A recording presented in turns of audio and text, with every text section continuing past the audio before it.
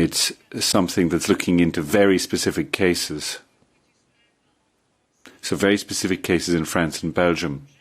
Generally speaking, the position of this Commission is that the rule of law and the implementation of all measures that really are the foundation of a democratic state are tasks that have to be carried out by all member states.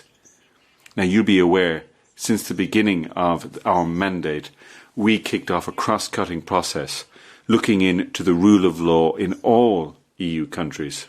This is because we feel that rule of law is something that needs to be improved. It needs to be improved every day and everywhere, but especially in the EU, of course, because that's where we're focusing our attention. Our opinion is that we need to look very closely with how healthy rule of law is in each country.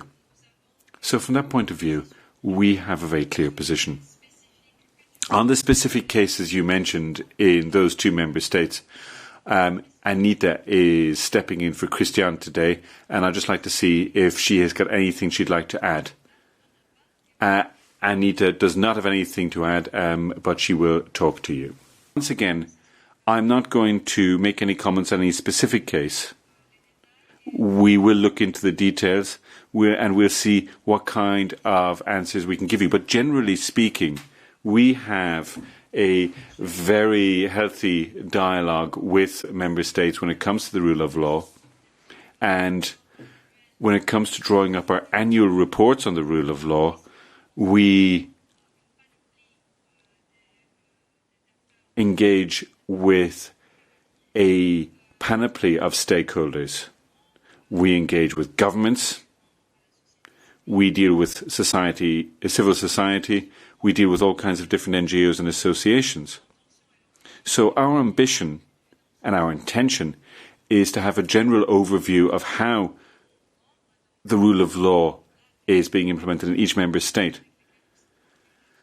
And the various stakeholders that we are in dialogue with will bring up issues.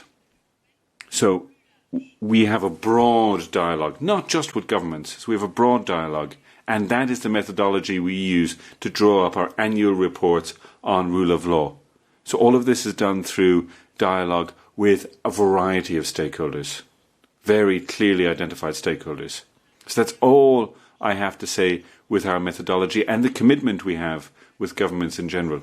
And on the specific case, Anita will give you some clarifications once she is able to.